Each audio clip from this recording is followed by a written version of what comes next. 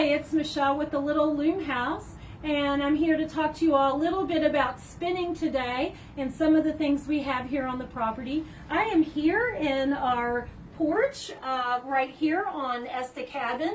Esta Cabin is our main cabin. It's the historic home and serves as a museum that has fiber arts related pieces in it.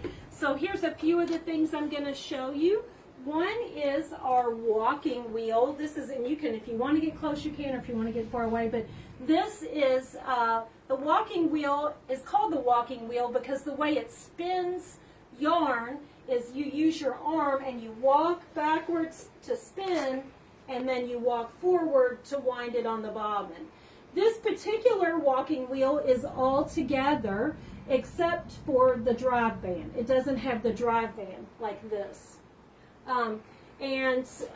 It doesn't have the drive band, so it's not set up to spin, but we do have a walking wheel inside that is set up for spinning. We occasionally spin on it.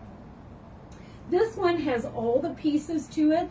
A lot of times I get a phone call from folks who say, oh, I have this big wheel and it was my grandmother's or it was donated to me, and they're always asking, I think it might be missing pieces. You want to make sure, the biggest thing I always see is they're missing this spindle. I'm going to take this off. This is just there for safety.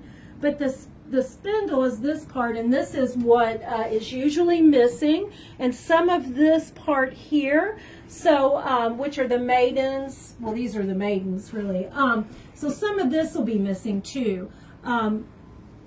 You have to have this part because this is the part that twists and you're spinning off this tip. So in the storybooks, when they talk about getting your finger pricked, it's on a spinning wheel like this, not a spinning wheel like that. So this is one thing. Once you've spun your wool into yarn, you may take it to what's called the weasel. This is a spinner's weasel, and as you can see, it rotates. This one, it looks like, measures about 2 yards at a time. So the way the spinner's weasel would work is it would have a little setting, and it would be set for about 44 yards, I believe.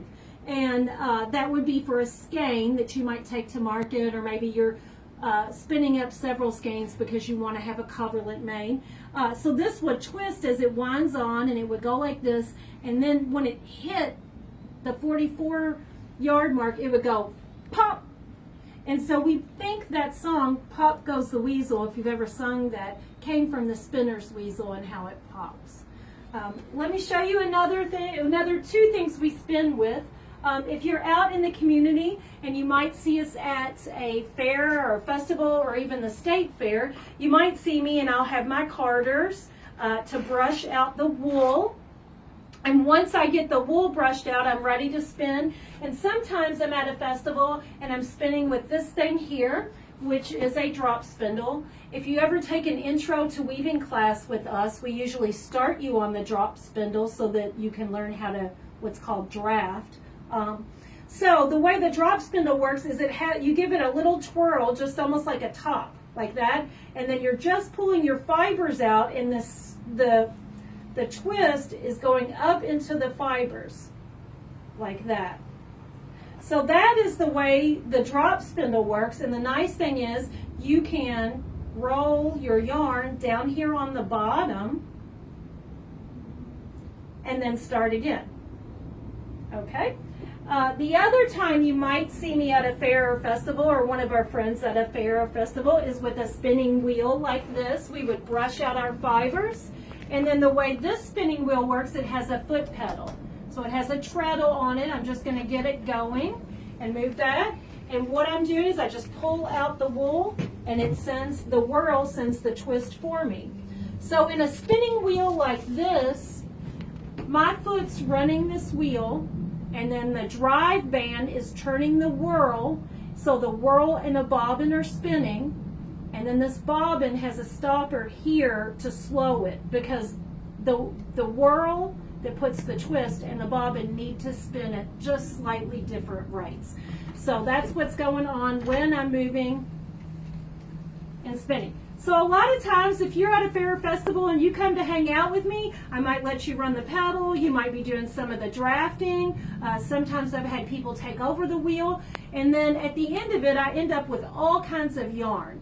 Sometimes different colors, different textures. So this is a piece I put together. If any of you all came and visited me at the South Central Regional Library when I was there, you maybe saw this piece.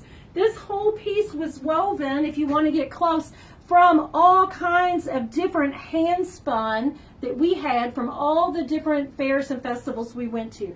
Some of this with this color, this was dyed with Kool-Aid. So this is some Kool-Aid. A lot of this is wool, but there's a little bit of alpaca in here. There's also a little bit of, it looks like flax in here. And there's maybe a little bit of raw silk. So these were all natural fibers that were spun and then woven into a circle loom. So that's one way to make art that you would hang on the wall for your house from your hand spun. Some of the other things people do, let me show you. So here's a skein of some hand spun. This is they're plied together. Typically, if you're going to use it for something like a glove, so this is a glove that was knit from hand spun, you're going to ply it to make it nice and strong. And you can see this is a light and a dark of natural colors. And then here's what it looks like when someone, in fact, our very own Miss Sally Moss knit this one. So I want to tell you one more thing coming up. My teacher who taught me to spin, Mona Catan, I want to give you a shout out. She is going to be teaching an intro to spinning class outside. I think it's 2 weeks from now. It's on our website. And she was a great teacher. So if you're interested in that, you're welcome to give us a call. I'm so glad you all could join us. We have so many partners to thank for us being able to be here right now. And we are so very, very grateful. Thanks for seeing us.